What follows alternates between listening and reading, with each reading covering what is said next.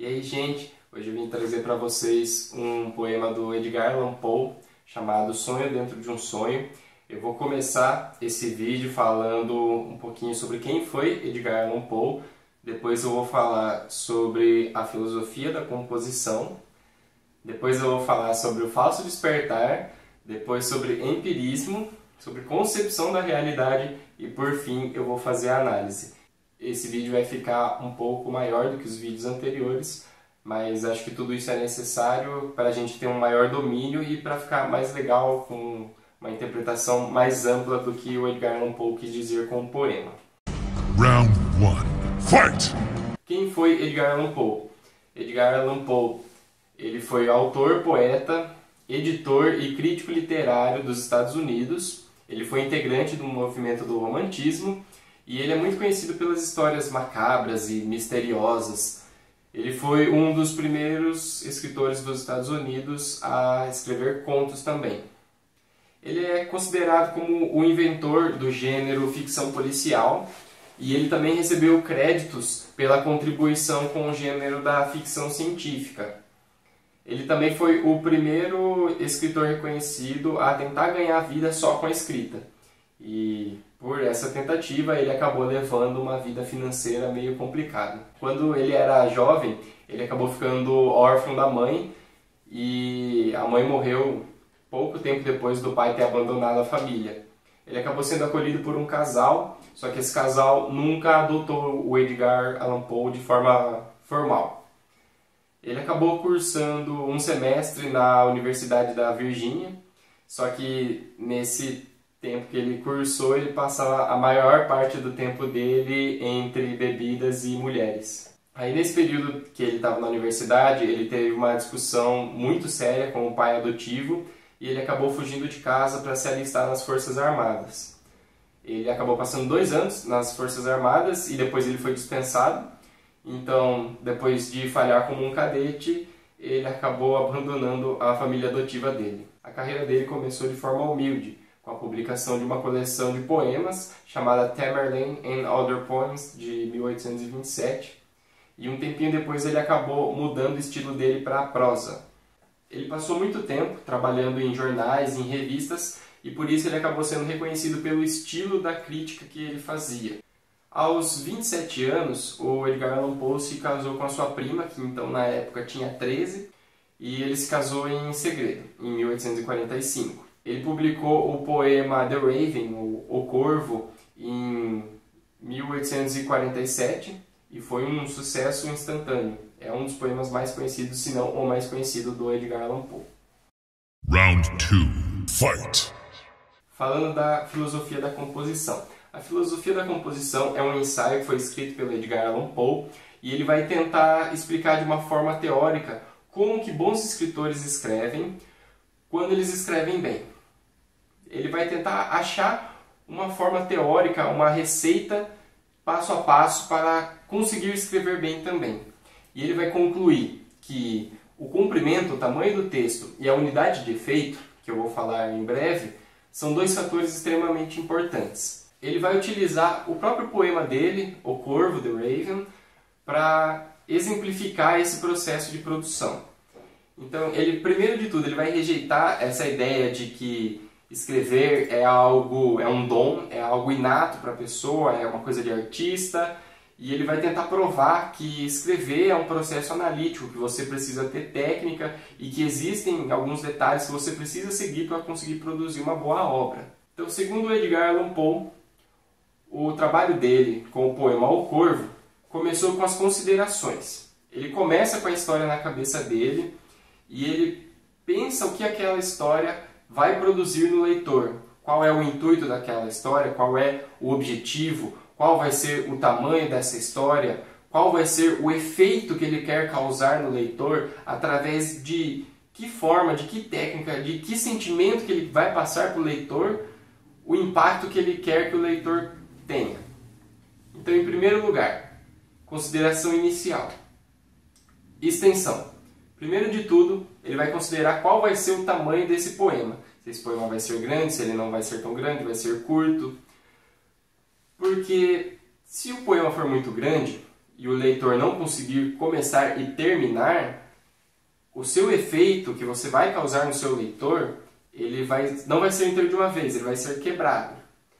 Então você vai ter que considerar um tamanho ideal para que o seu leitor possa começar o seu texto e possa terminar e receber aquele efeito que você queria causar. Segundo passo, escolher como você vai causar esse efeito poético. Nesse aspecto de efeito, o Edgar Allan Poe ele vai considerar que a poesia consiste na contemplação do belo, na elevação da alma. Então, sabendo desse segundo passo, nós temos o terceiro, que é, sabendo que a contemplação do belo, que a poesia é a contemplação do belo, temos que definir como vamos causar esse belo em alguém. Eu quero demonstrar com a minha poesia essa elevação da alma, esse belo, esse sublime, e como eu vou causar isso no meu leitor. Para o Edgar Allan Poe, ele vai usar o efeito da tristeza, da melancolia, que para ele é a forma mais legítima de você conseguir causar esse sentimento de contemplação do belo através de um poema no seu leitor. Round 3. Fight! Agora eu vou falar um pouquinho sobre o falso despertar e sobre o empirismo. Em primeiro lugar, então, o que é o falso despertar? Falso despertar é um sonho vívido. É aquele momento em que você está dormindo, sonhando, e aí você acredita que você acordou e está realizando suas tarefas diárias normalmente, quando na verdade você ainda está sonhando.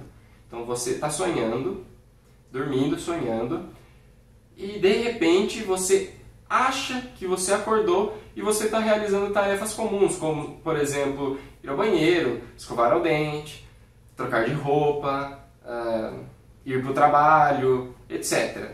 Só que, na verdade, essas tarefas continuam sendo parte de um sonho. Então, você estava em um sonho e você acha que acordou, mas, na verdade, você continua sonhando. Então, esse é o falso despertar. Round 4. Fight! Próximo tópico, empirismo. O que é o empirismo? Na filosofia, o empirismo é uma teoria de conhecimento que vai afirmar que o conhecimento sobre o mundo, sobre as coisas que nos cercam, só pode vir através de experiências sensoriais, através de algum dos nossos 5 sentidos. Na modernidade, quando a possibilidade do conhecimento se tornou central para a produção filosófica, essa corrente do empirismo ela foi impulsionada por alguns filósofos, ela foi levantada de novo por filósofos como o Thomas Hobbes, o John Locke e o David Hume. Esses 3 filósofos que defendiam o empirismo, eles estavam se opondo aos racionalistas, que defendiam que para a gente ter o conhecimento de mundo, para a gente ter conhecimento e noção da nossa realidade que nos cerca, nós precisamos avaliar tudo através da razão.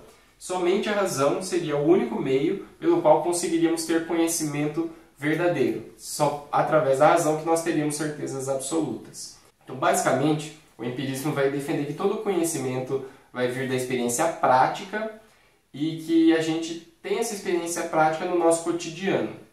Ou seja, que as nossas estruturas cognitivas elas só podem aprender através de uma vivência prática. Então, nesse processo, a razão teria o papel de organizar os dados empíricos. Então, você recebe dados do exterior, dados a partir dos seus sentidos, você organiza eles na sua mente com o seu lado racional e assim você constitui o seu conhecimento. Então, não pode ter na nossa mente algo que não tenha passado pelos nossos sentidos, segundo os filósofos empiristas. Fight!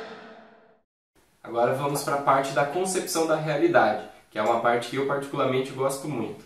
Quando a gente costuma falar sobre realidade e imaginação, a primeira coisa que vem à nossa mente ao falar imaginação é atribuir a ela o sentido de que não é real, de que o que é imaginário não é real. Mas se a gente pensar bem, tudo que existe hoje no nosso mundo, com exceção daquilo que vem da natureza, é fruto da imaginação humana.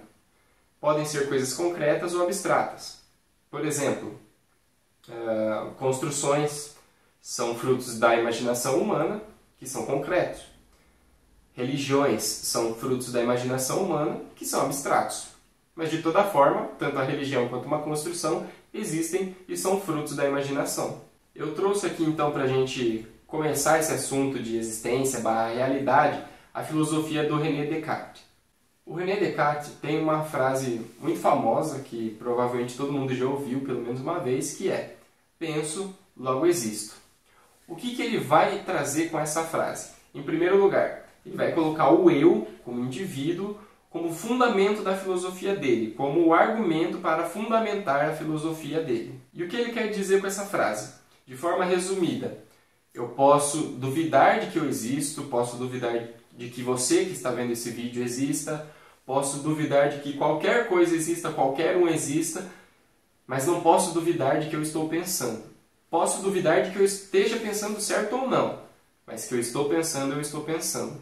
Para o René Descartes, a nossa visão e os nossos sentidos podem nos enganar. Eles podem nos confundir entre o que é sonho, entre o que é imaginário e o que é real. E assim a gente teve a origem do racionalismo, que foi a corrente filosófica que eu já mencionei, que acreditava que a razão é o único meio pelo qual a gente pode ter certezas absolutas, já que os nossos sentidos podem nos enganar. Mas aí vai entrar o problema da realidade como externo ao eu. O René Descartes colocava o fundamento da filosofia dele como o eu. Só que nós sabemos que a realidade está muito além de cada um, está muito além do eu. Mas aí vai entrar o problema da realidade e dos objetos externos ao eu. E se eu estiver, por exemplo, delirando? E se tudo isso for uma ilusão? Se isso aqui não for uma realidade? Essa pergunta vai se repetir muitas e muitas vezes na história da filosofia. Na verdade, essa relação do eu e da realidade, toda essa relação é muito abordada na filosofia. Para exemplificar, o que aconteceria se eu fosse só um cérebro em uma cuba eletrolítica que algum cientista colocou, sei lá, eletrodos que conectaram ao meu cérebro e que esses eletrodos fazem eu ter sensações no meu cérebro com que eu acredite que o que eu estou vivendo é uma realidade, quando na verdade não é. Essa é basicamente a ideia que inspirou o filme Matrix. Inclusive, recomendo muito esse filme. Eu vou deixar o vídeo aqui passando. É um videozinho curto. Quem não quiser, pode pular para esse momento do vídeo, do meu vídeo. Isto é a construção. É o nosso programa carregando. Podemos baixar qualquer coisa, de roupas a equipamentos, armas, treinamentos simulados, qualquer coisa de que necessite. Estamos dentro de um programa de computador? É tão difícil de acreditar? As roupas diferentes, os plugs nos braços e na cabeça sumiram. Seu cabelo mudou. Sua aparência agora é o que chamamos de autoimagem residual. É a projeção mental do seu eu digital. Isto não é real? O que é real? Como se define real?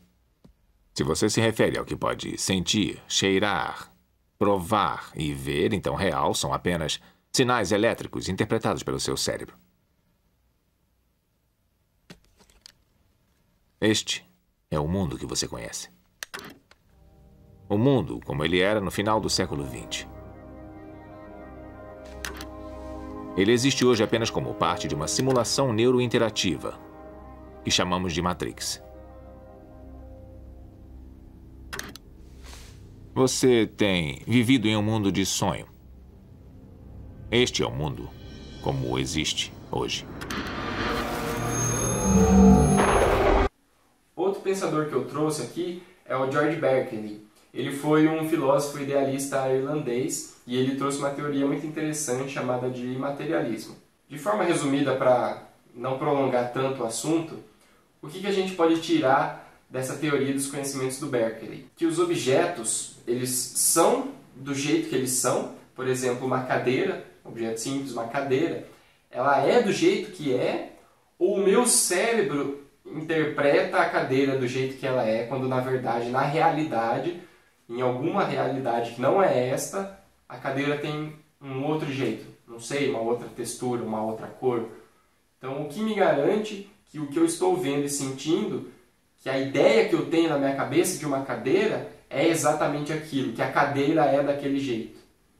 E a gente ainda vai ter outro filósofo, que é o Kant, que ele vai reformular essa história da avaliação da realidade. Ele vai repensar essa relação do eu com o mundo externo. De uma forma resumida, o Kant vai dizer que a gente pode ter uma representação pessoal do mundo se a gente tiver contato com representação externa. Porque se a gente não tiver contato com uma representação externa, a nossa mente teria que criar ideias e objetos a partir do nada. E para o Kant, se veio do nada, não é possível criar alguma coisa. Por exemplo, se eu nunca tive contato com uma cadeira, eu não sei o que é uma cadeira. Não é possível ter na minha mente a ideia do que é uma cadeira se eu nunca vi e nunca tive contato com uma. Porque a partir do nada, a partir do meu não conhecimento sobre o que é uma cadeira, eu não posso criar, imaginar e ter uma ideia 100% absoluta e certa do que é uma cadeira. Outro exemplo que eu queria trazer para vocês é um vídeo da Casa do Saber, inclusive é um canal que eu recomendo muito, que vai abordar aí como nós podemos considerar a relação da realidade, como os nossos sentidos nos enganam em relação à concepção da realidade.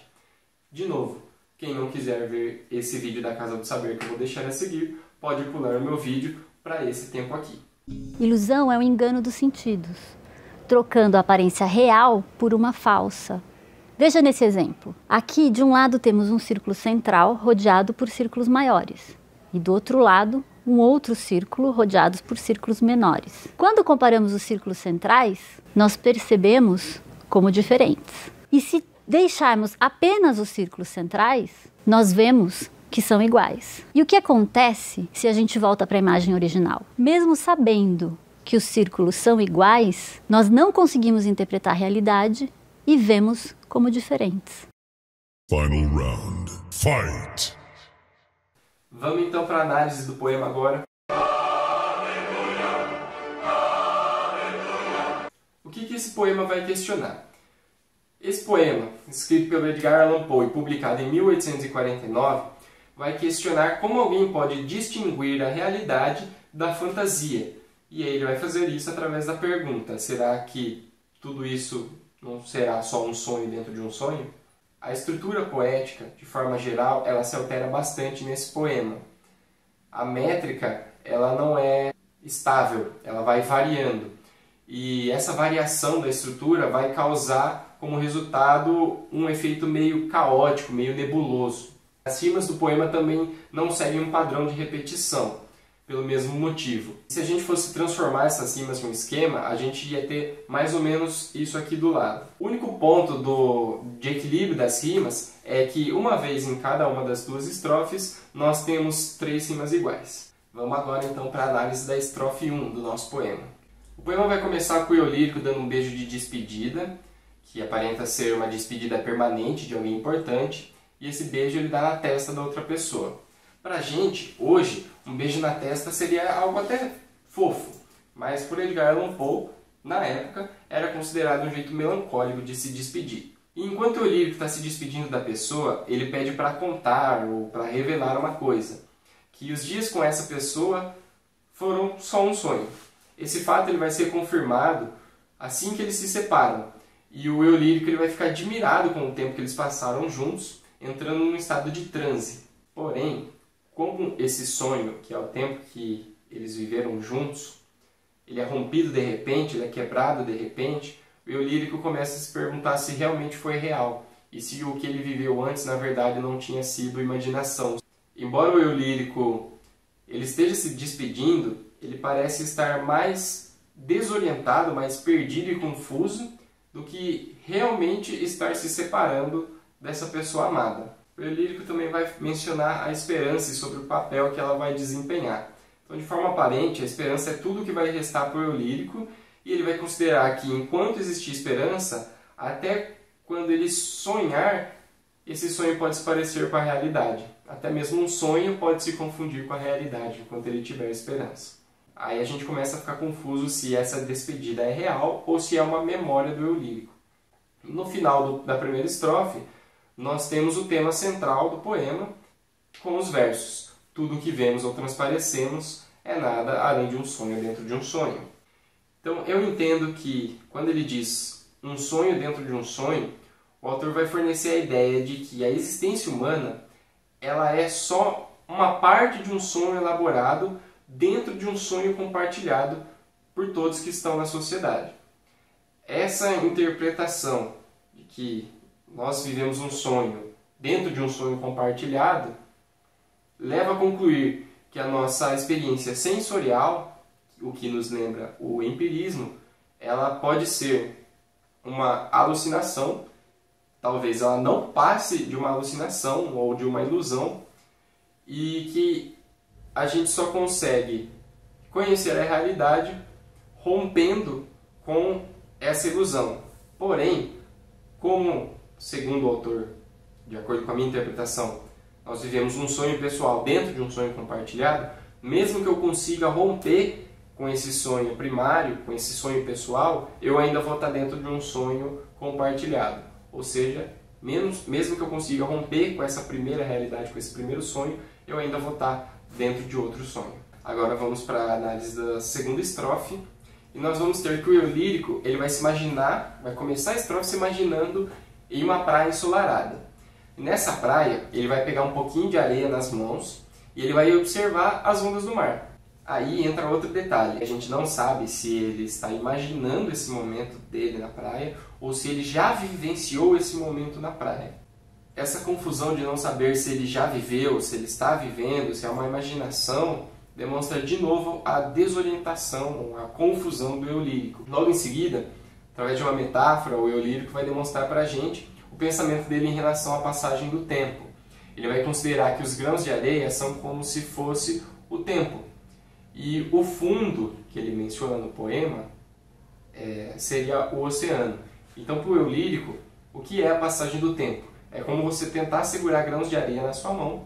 Esses grãos de areia escorrem entre os seus dedos e você, por mais que segure com firmeza, com muita força, não consegue evitar com que esses grãos de areia caiam e vão para o fundo, ou seja, que vão para o oceano. Então, mesmo que você tente com todas as suas forças, o tempo é inevitável e ele continua passando e continua escorrendo por entre os seus dedos. E por mais que você tente se agarrar à sua realidade com força, você não vai conseguir. Então, esse contexto da passagem do tempo, de que nada na vida é permanente, é motivo para o eu lírico se sentir angustiado, para ele se sentir triste. E ele vai recorrer a um apelo a Deus para que ele possa parar o tempo por um momento, para que ele possa vivenciar aquela situação em que ele se encontra. Outra coisa que pode estar representando a realidade seriam as ondas, que vão quebrar o ambiente perfeito e sonhador do eu lírico. O barulho das ondas vão dar essa ideia de quebrar a realidade, aquele ambiente perfeito em que ele se encontrava na praia. Então, independente do quanto o eu lírico tente segurar a areia com força, ou seja, independente do quanto ele tente fazer o momento, o tempo não passar, para ele não ter que lidar com essa situação da separação, a realidade sempre vence no final. E isso vai arrastar o eu lírico para fora da utopia que ele criou ali na praia, naquele ambiente perfeito. Por fim, o eu lírico vai terminar o poema deixando questionamento para os leitores. Será que isso realmente é uma realidade? Ou será que isso é tudo uma ilusão? É isso, gente. Espero que vocês tenham gostado da análise. O vídeo ficou um pouquinho longo, até porque eu abordei mais filosofia do que literatura. Mas espero que vocês tenham gostado. Até o próximo vídeo.